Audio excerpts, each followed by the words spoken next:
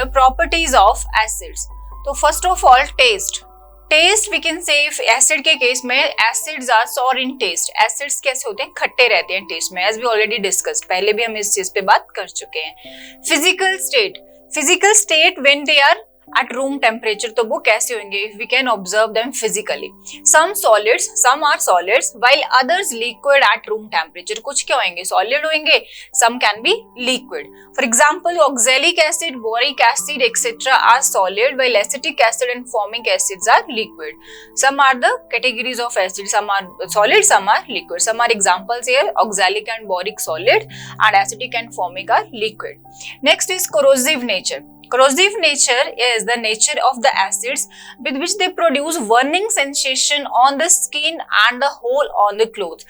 क्या कर सकते हैं? ये किस चीज को जला देंगे, ठीक है? जिस चीज में हम इनको, जिस चीज के कांटेक्ट में आएंगे. Corrosive nature means when they are coming in the contact with any other substance, they are going to be give a burning sensation or producing a kind of holes in them. उसको deteriorate कर देंगे, ठीक है? Next is corrosive nature में बताया गया है because of their corrosive nature. Due to their corrosive nature, they are not stored in metal containers. कभी भी हम इनको स्टोर नहीं करेंगे metal containers में. As they attack metal, so they are always stored in glass and ceramic containers. For that, I would like to give an example कि जैसे हमने देखा होगा pickle we used to store in our homes. तो हम कभी भी pickles को स्टोर नहीं करेंगे metal के कंटेनर में. हम स्टोर करते हैं उसको in the ceramic container और glass container because उसके साथ जो acids है they are not going to show their corrosive action. वो उसमें रिएक्शन नहीं करेंगे. बट अगर मेटल्स में करा जाएगा तो ये रिएक्ट करके पॉइजनस सब्सटेंसेस फॉर्म करेंगे और जो हमारा पर्टिकुलर सब्सटेंसेस को हमने इसमें रख रखा है दैट विल बी क्या हो जाएगा? स्पॉइल हो जाएगा. For example sometime we use to take out pickle from that particular container. तो अगर हम स्पून उसके अंदर भूल जाते हैं तो after some times if we observe spoon क्या हो रखा है? ब्लैकिश हो रखा होता है and the pickle which is coming in the contact with that kind of spoon वो भी क्या हो गया होता है? ब्लैकिश इन कलर और अजीब से एक स्मेलिंग सेंसेशन आता है उसमें. So that is because of the corrosive nature. Pickles क्या है? पिकल्स सोर इन टेस्ट है एंड सोर इन टेस्ट मतलब उनमें क्या है?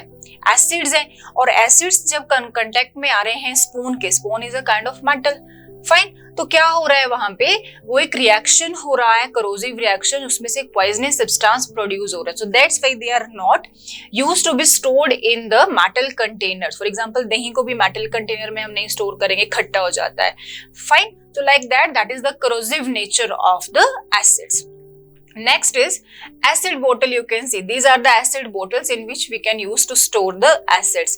अब laboratory में भी you can see the glass bottles were there. वो glass की जो bottles रहते हैं container, उन्हीं में acids को, chemicals को store किया जाता है because of their corrosive nature. So next in properties of acid is acids of effects on indicator. Action क्या देंगे when they are reacting with indicators? तो they turn these indicators effect or actions we have already done in very detail. तो just this is the overview. They turn blue litmus solution red. Acids क्या करेंगे? Blue litmus solution को red करते हैं. Methyl orange in colour, the colour changes in acidic medium orange to red. Next is phenolphthalein remain colorless. Phenolphthalein colorless in it, and it is if the solution is acidic in nature that will remain colorless only. Next is reaction with active metal. Another form of its property that reaction of these acids with active metal. So very important thing is when these metals are reacting with acids, even they can react with dilute acids. You can see here यहाँ पे dilute acid लिख रखा है.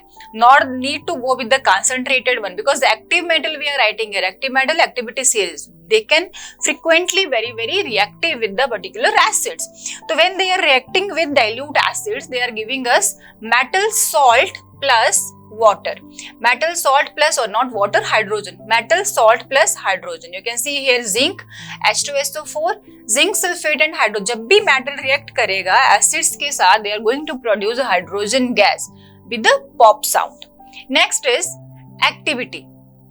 So we can see this activity to show that dilute acid react with active metal. जो अभी हमने एक property पढ़ा है एसिड्स का कि acids can go with two react with the active metals. तो हम ये देखने वाले हैं कि we can come to know that कि when acid react with any active metal they are going to produce hydrogen gas. तो how this process is going to be occur? कैसे ये चीज होता है? You can see in this experimental setup we are having different different kind of the apparatus here. Stand है, stand में हमारे पास एक टेस्ट ट्यूब लग रखा है, जो हमारा फनल है उसमें हमने क्या डाला है, एसिड डाल रखा है, एंड एक डिलीवरी ट्यूब डाल रखा है इन द सोप सॉल्यूशन। सोप का एक सॉल्यूशन बना के रखा है because soap solution is basic in nature.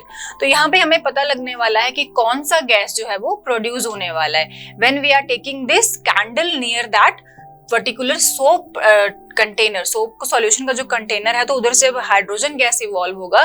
तो ये जो हमारे पास कैंडल है इट शो बर्निंग, ये क्या करेगा, जलना शुरू होगा because we know that hydrogen support combustion.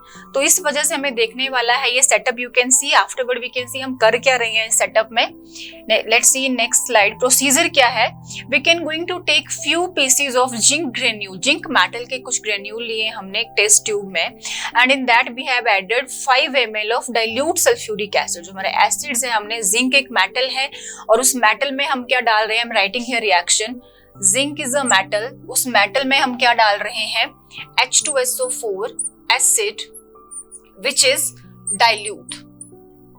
Fine, with active metal dilute acids can react, but जो हमारी मेटल जो है वो मॉडरेट रहेंगी, लेस रिएक्टिव होती हैं, उनके पास हमारे पास कंसंट्रेटर चाहिए होगा acid. But now for active metal dilute can work.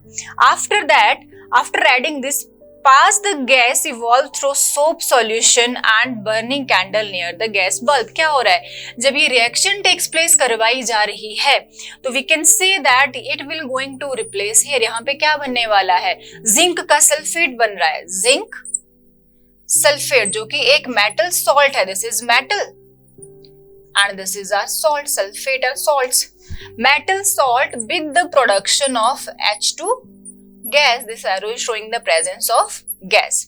तो H2 गैस निकल रहा है। अभी हमें पता है, उधर हमारे पास प्रोसीजर में क्या दिया गया है, सिर्फ वी कैन से दैट कि हम कर क्या रहे हैं। I am just telling you कि अब हो क्या रहा है, बट यहाँ पे सिर्फ आपको प्रोसीजर बताया जा रहा है कि हमने फर्स्ट स्टेप में क्या लिया, मेटल लिया और उसमें एसिड डाला, एंड आफ्टर दैट हमारे पास एक गैस इवॉल्व हो। तो वी नो दैट कौन सा गैस इवॉल्व होने वाला है, this gas.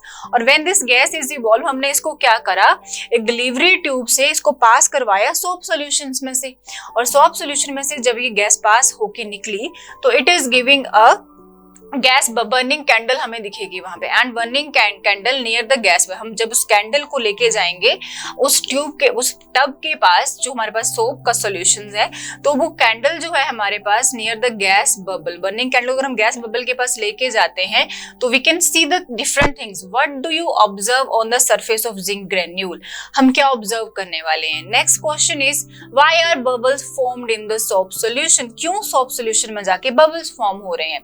Next question is what do you observe when burning candle is brought near the gas bubble। अभी हमने सिर्फ ये पढ़ा कि रिएक्शन में क्या हो रहा है, ये प्रोसेस हो रहा है, H2 गैस इवॉल्व होएगा, विद द पॉप साउंड ये गैस प्रोड्यूस होता है। We know that H2 gas is produce with the pop sound. ठीक है, तो पॉप साउंड मतलब धमाके, थोड़ा सा ब्लास्टिंग सेंस का उसका आवाज रहेगा। ठीक है, उसके बाद क्या होने वाला है, question next is repeat this activity with some more acids. अभी हमने H2SO4 के साथ एक्टिविटी करा, we can also repeat this activity with different acids, HCl, HNO3, then acetic acid, and we can see the observation. So let's see कि हमारी observations क्या होने वाली हैं।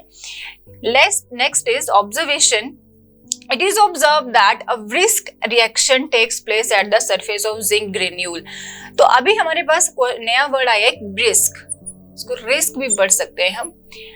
एक रिएक्शन, रिस्क मतलब वेरी फ्रीक्वेंट, इमीडिएट एक्शन हुआ जब, जैसे ही ये इसके कांटेक्ट में आता है, जिंक ग्रेन्यूल एसिड के कांटेक्ट में आता है, एक वेरी फास्ट रिएक्शन वहां पे टेक्स प्लेस होती है। Next observation, this shows that the reaction is taking place with the evolution of a gas. इसका मतलब क्या है, फास्ट कोई भी चीज अगर हमें मिल रही है तो मतलब वो कौन सी फॉर्म है, सॉलिड सबसे कम, लिक्विड देन गैस। तो मतलब वो कोई भी हमारे पास रिएक्शन अब होने वाला है, that reaction will going to give us evolution of gas. Another thing is bubbles are formed in soap solution indicating that some gas is evolved during the reaction। तो ये जो बबल फॉर्म हो रहे हैं हमारे पास सोप सॉल्यूशन में, indicate करेंगे कि हमारे पास जो गैस है, कोई गैस जो है वो प्रोड्यूस हो रही है। When acid is reacting with zinc, zinc और सल्फ्यूरिक एसिड में जब रिएक्शन हो रहा है, फॉर एग्जांपल हम कहते हैं ना वाटर में गैस है, तो जब भी हम कुछ उसमें वीकर डाल रहे हैं तो उसमें से भी बबल्स निकलते हैं। कुछ भी वीकर अगर भरते करता है तो पहले बबल्स निकलते हैं, देन वो फिलअप होता है। तो मतलब उसमें गैस था, पहले वो होलो था बट उसमें गैस था, गैस निकलेगा फिर वाटर उसको ऑक्यूपाई करेगा। तो सेम यहाँ पे भी जो सॉल्यूशन है, अगर बबल प्रोड्यूस हो रहा है, production of bubbles means there is a presence of gas. Next is the gas one with the pop sound, and this is very important thing, pop sound. Hydrogen gas जब भी हमारे पास produce होगा, it is giving pop sound, showing that the gas evolved is hydrogen. This is the indication of the gas produced if pop sound is there, मतलब वहां पे कुछ हल्का सा क्या होने वाला है, एक आवाज आने वाली है गैस प्रोड्यूस होने से, दैट इज पॉप साउंड। और जब भी पॉप साउंड, गैस तो प्रोड्यूस हो गया, we know that with the help of bubbles, reaction fast हुआ मतलब गैस रिलीज हो रहा है, बट कौन सा गैस है, that is indicating with the help of pop sound. This is the observation and which is showing that कि active metals जो है रिएक्ट करेंगे एसिड्स के साथ और प्रोड्यूस करेंगे अपना hydrogen gas. And the same observation we can found in all the cases. अगर हम बाकी एसिड्स के साथ ये प्रोसेस को क्या करते हैं, रिपीट करते हैं, same process is going to be takes place. So let's see the conclusion of this activity is, क्या हमने देखा, zinc, when zinc being an active metal, zinc क्या है, एक एक्टिव मेटल है, displaces hydrogen from dilute sulfuric acid and liberating hydrogen gas। यही हो रहा है अपने पास, zinc क्या है, एक एक्टिव मेटल है, हाइड्रोजन को क्या कर रहा है, डिस्प्लेस कर रहा है, like this you can see in the reaction। Zinc क्या कर रहा है, हाइड्रोजन को सल्फेट से, सल्फ्यूरिक एसिड से क्या कर रहा है, वो लिबरेट आउट कर रहा है और हमें क्या दे रहा है, मेटल सल्फेट, जिंक सल्फेट बना के दे रहा है with the evolution of hydrogen gas. So this is the conclusion of this reaction, this entire activity.